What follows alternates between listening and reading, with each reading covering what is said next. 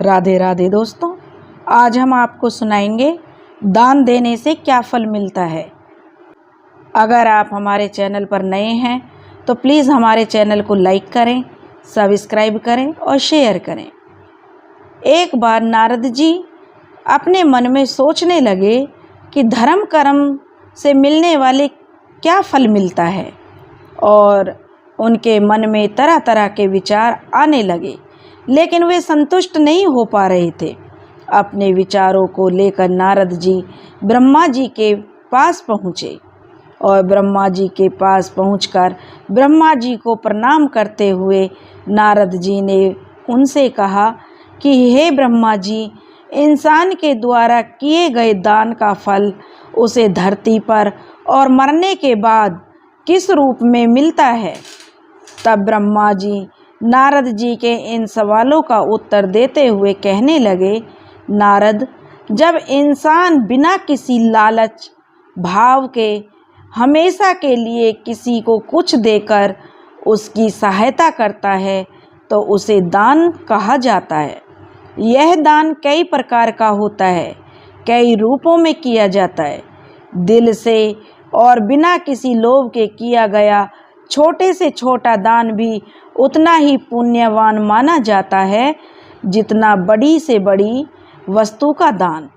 रही बात इस दान के फल की, तो इसका फल तो उसे मरने से पहले और मरने के बाद हमेशा ही मिलता है।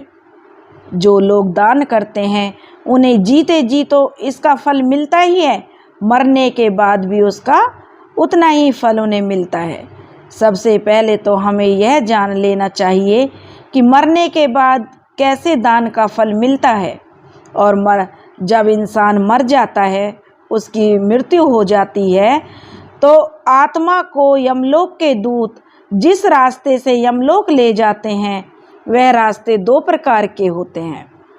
एक तो होता बेहद सगुन भरा, बहुत ही अच्छा रास्ता और आरामदायक, और दूसरा जो महान आत्माएं होती हैं उन्हें यह और बहुत ही अच्छे कर्म करती हैं, बहुत अच्छा उन्होंने अपने जीवन में जिया, धर्म का पालन किया है, तो ऐसी आत्माओं को उस रास्ते से ले जाया जाता है। दूसरा रास्ता बेहद कठिन होता है।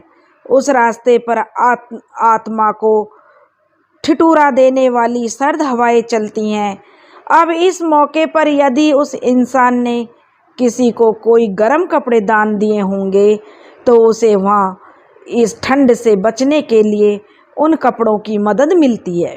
ठीक उसी प्रकार इस इंसान ने अगर किसी भूखे को खाना खिलाया है या फिर किसी फकीर को अन्न दान किया होगा तो इस आत्मा को वहाँ पर भोजन मिल जाएगा।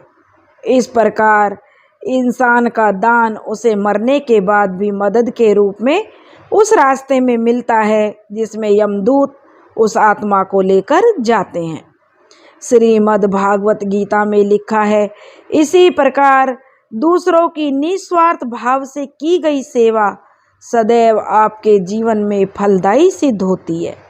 इसी सच्ची भावना के बदले में दूसरों के मुंह से निकली हुई दुआ, प्रार्थना, आशीर्वाद आपके जीवन के सभी दुखों को दूर कर देती है, बल्कि आपके लिए स्वर्ग के दरवाजे तक खोल देती है। दूसरी तरफ ब्रह्मा जी नारद को इसी पर एक कहानी सुनाते हैं और कहते हैं, नारद जी, मैं तुम्हें एक कहानी सुनाता हूँ, उसे ध्यान पूर्वक सुनो, जिससे तुम्हारी मन की शंकाएं जो खत्म हो जाएंगी और दान का महत्व तुम्हारी समझ में बहुत अच्छे से आएगा। ब्रह्मा जी कहानी सुनाने लगे और कहने लगे कि बहुत समय पहले की बात है, भगवान शिव की नगरी कही जाने वाली काशी में एक राजा राज्य करता था। राजा बड़ा ही धार्मिक स्वभाव का था। उसे आध्यात्मिक ज्ञान की में बहुत रुचि थी। वह बहुत सेवा भावना करता था और उसके दरवाजे से कोई खाली हाथ नहीं जाता था।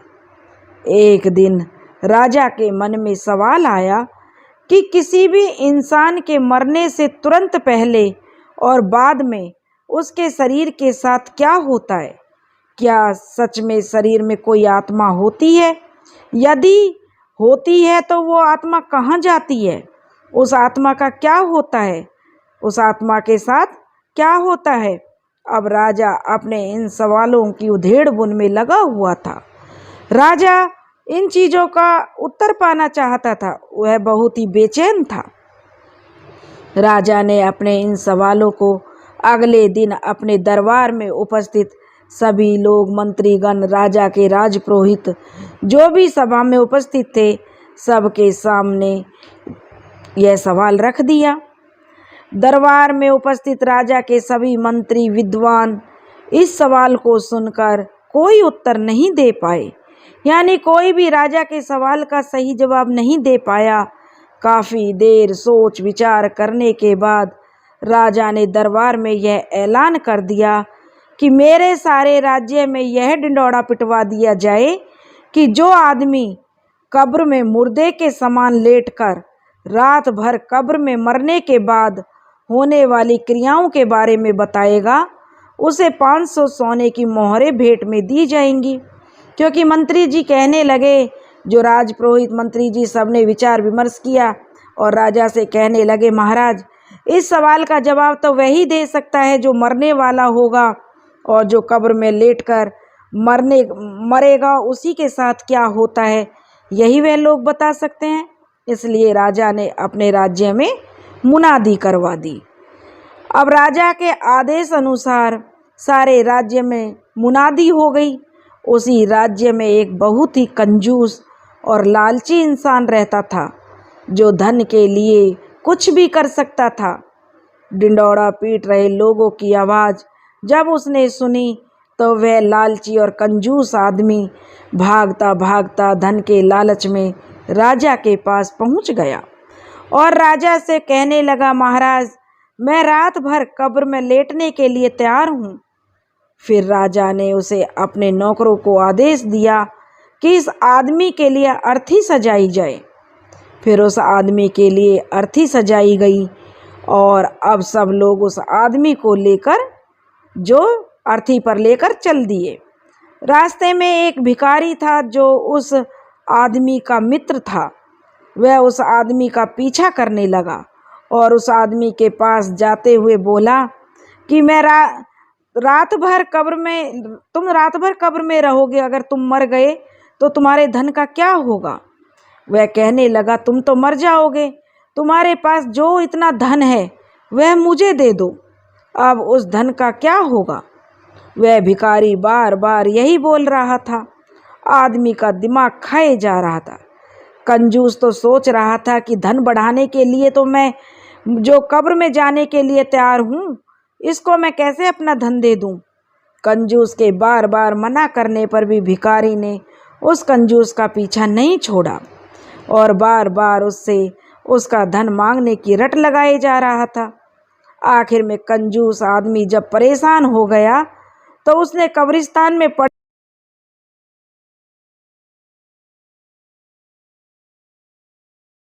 बादाम के छिलकों के एक ढेर में से मुट्ठी भर छिलके उठाकर उस फकीर को उसने दे दिए। भिखारी वहाँ से चला गया। बाद में कंजूस को एक कब्र में एक मुर्दे के साथ लिटा दिया गया और ऊपर से पूरी कब्र बंद कर दी गई। कब्र में बस एक छोटा सा छेद सिर की तरफ इस आशा के साथ छोड़ दिया गया कि इसमें से वह सांस लेता रहेगा। अगली सुबह राजा को मरने के बाद का पूरा हाल सुनाएगा। सभी लोग कंजूस को उस कब्र में लिटाकर चले गए। रात होने पर एक सांप कब्र पर आया और उस छेद को देखकर उसमें घुसने का प्रयत्न करने लगा। कब्र में इस प्रकार की हलचल को देखकर कंजूस समझ गया कि यह तो सांप है। कंजूस आदमी अब बहुत ज़्यादा घबरा गया।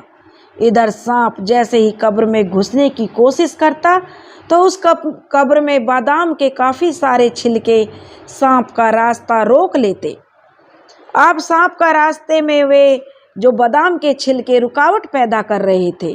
सांप इस कारण आगे नहीं बढ़ पा रहा था, यानी कब्र के अंदर नहीं घुस पा रहा।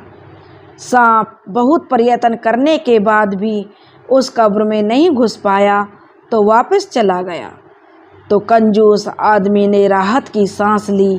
तभी कंजूस आदमी यह सोचता है कि सांप अंदर क्यों नहीं आ सका। कंजूस आदमी अपने हाथ से अपने चारों तरफ टटोल कर देखता है तो उसे बादाम के बहुत सारे छिलके फंसे हुए मिलते हैं। उसी समय कंजूस आदमी का दिमाग चकरा जाता है। सभी छिलके, वह समझ गया कि इन्हीं छिलकों की वजह से आज मेरी जान बची है। शायद इन्हीं छिलकों को मैंने कब्र में लेटने से पहले दान किया था। यह उन्हीं का परिणाम है जो मैंने उस भिखारी को दिए थे। अब कंजूस आदमी समझ जाता है कि दान की वजह से मैं बच गया, यानी मेरी जान बच गई। वह समझ गया जान है तो जहान है। अब सुबह होते ही राजा के जो सैनिक थे बड़ी जिज्ञासा के साथ कब्रिस्तान में पहुंच गए और जल्दी ही कब्र को खोदकर उस कंजूस को बाहर निकाला। मरने के बाद क्या होता है यह हाल सुनाने के लिए कंजूस को राजा के पास ले जाया गया। कंजूस ने राजा के नौकरों की बात को अनसुना कर दिया और तुरंत भागकर सबसे पहले अपने घर गया और अपना सारा धन निकालकर सभी गांव के लोगों और भिखारियों में उसने बांट दिया। भिखारी की इस हरकत और दयालुता को देखकर जो कंजूस आदमी था, भिखारी उसकी इस हालत को देखकर बड़ा हैरान था कि कल तक तो मैं इससे मांग रहा था, तब भी यह कुछ मुझे नहीं देने को तैयार था, और आज यह कंजूस अपना पूरा धन जो दान कर रहा है। कंजूस को अब राज दरबार में ले जाया गया। कंजूस ने राजा के सामने अपना पूरा हाल सुनाने के लिए पेश किया गया। कंजूस ने बीती रात सांप के आने और बादाम के छिलकों के संघर्ष की पूरी कहानी कह सुनाई और कहा, महाराज, मरने के बाद सबसे ज़्यादा दान ही काम आता है। दान करना सब धर्मों में श्रेष्ठ है। दोस्तों, दान करने से मनुष्य का यह लोक तो सुधरता ही है, पर लोक भी सुधर जाता है। इसलिए उस कंजूस आदमी को आत्मज्ञान हो गया कि जिस धन के पीछे वह भाग रहा है उससे कुछ नहीं होने वाला। जितना हो सके अपनी सामर्थ्य के अनुसार दान करें। ऐसे ही एक बहुत पुराने समय की बात थी।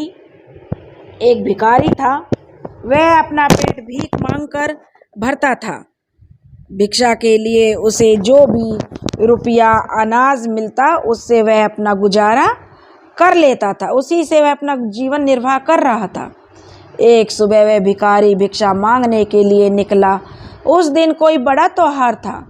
उसे आज बहुत उम्मीद थी कि आज तो बहुत सी भिक्षा मिलेगी। रास्ते में उसे कुछ लोगों ने भिक्षा दी तो कुछ लोगों ने मुंह फेर लिया। वह भिखारी फिर भी आगे बढ़ता गया और मन ही मन सोचता रहा कि भगवान, आज तो ज़रूर मुझे अच्छी भिक्षा मिलेगी। तभी अचानक उसके सामने से राजा का रथ आता हुआ दिखाई दिया। वो बहुत खुश हो गया कि आज तो राजा से भिक्षा मिलेगी। राजा तो भिक्षा देंगे तो मैं तो धन्य हो जाऊंगा, क्योंकि राजा ना जाने मुझे भिक्षा में क्या दे दें। यही वह सोचता हुआ आगे बढ़ रहा था। राजा के रथ के करीब जब वह भिखारी पहुंच गया तो उसने सोचा कि राजा साहब रथ से उतर रहे हैं, शायद वह मुझे भिक्षा देने के लिए उतर रहे हैं। राजा का रथ रुक गया। राजा भी रथ से बाहर आ गए, जिसे देखकर भिखारी बहुत खुश हुआ। राजा को प्रणाम किया। राजा भी उसके करीब पहुँचे। जैसे ही राजा करीब आया, भिखारी ने फौरन राजा से भिक्षा की याचना करने लगा, लेकिन राजा उसको भिक्षा नहीं दे सका। राजा ने भिखारी से कहा, आज तो मैं तुमसे भिक्षा मांगने आया हूँ, तुम मुझे क्या दोगे? भिखारी अब सोच में पड़ गया। क्या महाराज, आप क्या कह रहे हैं? मैं आपको क्या दे सकता हूँ? आप तो इस राज्य के राजा हैं। भला मैं तुच्छ भिखारी आपको क्या भिक्षा दे सकता हूँ? इस पर राजा ने कहा कि राजा ने भिखारी से कहा कि मेरे कोई औलाद नहीं है, तो मेरे ज्योतिषियों ने और राजपुरोहितों ने सलाह दी है कि मैं आज दिन भर जो भिक्षा मांगूं।